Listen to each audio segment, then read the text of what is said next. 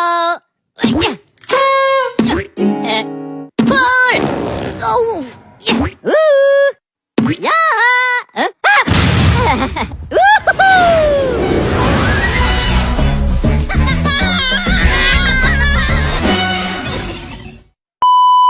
Halo, Assalamualaikum warahmatullahi wabarakatuh. Semoga sehat selalu. Saya Eka Liana dengan NIM 2288100009, mata kuliah Stilistika, Program Studi Pendidikan Bahasa Indonesia. Video ini dibuat untuk memenuhi salah satu nilai mata kuliah Stilistika, yaitu nilai UAS. Pada kesempatan kali ini, saya ingin menjawab 5 pertanyaan. Mulai yang pertama, apa hubungan stilistika dengan kajian kontekstual dan tekstual? Dalam stilistika sendiri, stilistika ini didefinisikan sebagai cabang ilmu linguistik yang mempelajari gaya bahasa dari teks. Stilistika tentunya memiliki hubungan erat dengan kajian tekstual dan kontekstual. Dalam kajian kontekstual sendiri, stilistika menganalisis beberapa elemen linguistik seperti diksi, pemilihan kata, sintaksis, baik itu dan struktur naratif dalam sebuah teks sastra. Sementara itu, dalam kajian kontekstual, stilistika sendiri itu mempertimbangkan konteks sosial, budaya, dan historis. Jadi, untuk mempengaruhi penggunaan bahasa dalam karya sastra. Dengan menggabungkan dua kajian kontekstual dan tekstual tadi, stilistika mampu memberikan pemahaman yang lebih mendalam bagaimana teks sastra tersebut berfungsi dan bagaimana makna karya sastra tersebut dihasilkan. Pertanyaan yang kedua ada berapa ada tingkatan dalam stilistika dan perbedaannya.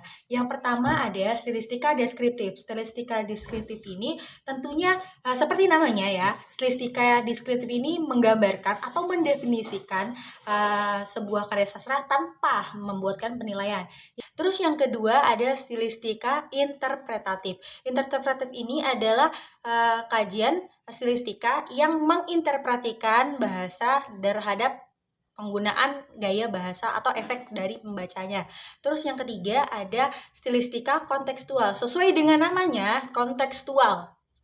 Stilistika konteks itu memperhatikan konteks budaya, sosial, dan historis. Sangat berbeda tentunya dari tiga tadi. Yang pertama kan deskriptif.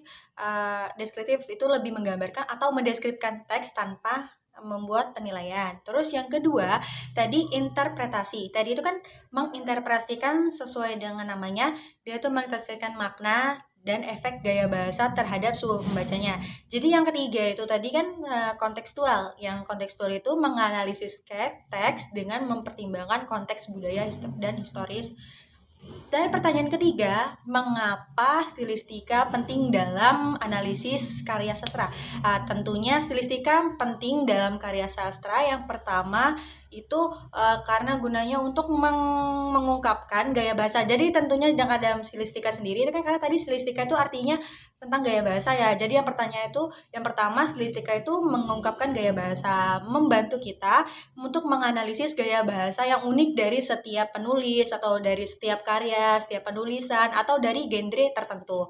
Terus yang kedua, dia memahami bagaimana makna teks itu ditulis gitu. Jadi dalam sebuah karya sastra kita tuh dapat memahami penggunaan gaya bahasanya, pemilihan kata, dan strukturnya.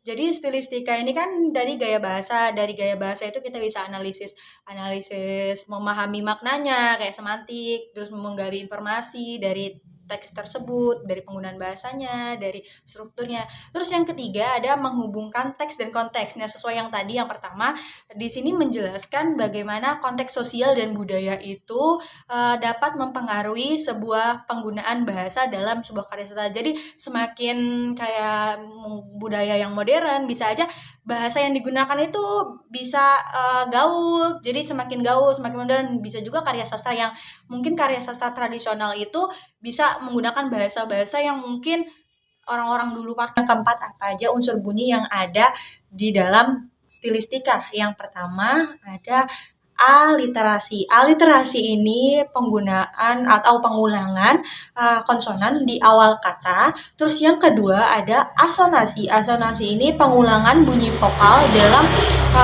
kata-kata yang berdekatan. Nah, terus yang ketiga ada rima, pengulangan bunyi di akhir kata pada baris-baris puisi.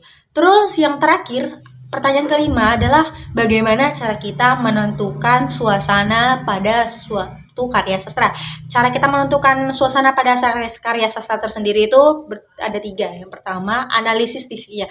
Diksi itu apa sih? Diksi itu kan pemilihan kata. Analisis penggunaan kata, pemilihan kata, mengamati pemilihan kata untuk memahami bagaimana pemilihan kata yang penulis pilihkan atau kata tersebut itu bisa dengan cara mudah dipahami atau tidak. Terus yang kedua ada analisis narasi, bagaimana penulis mendeskripsikan suatu set atau baik itu dari setting, karakter atau plot jenisnya. Terus yang ketiga analisis deskripsi. Analisis deskripsi ini adalah tentunya kita mendeskripsikan atau menganalisis atau memperhatikan sebuah hal-hal yang dideskripsikan dari sebuah karya sastra tersebut. Terus yang ketiga adalah perasaan dan reaksi pembaca. Tentunya dari kita melihat reaksi pembaca ya, entah baik itu emosional atau perasaan, itu kita bisa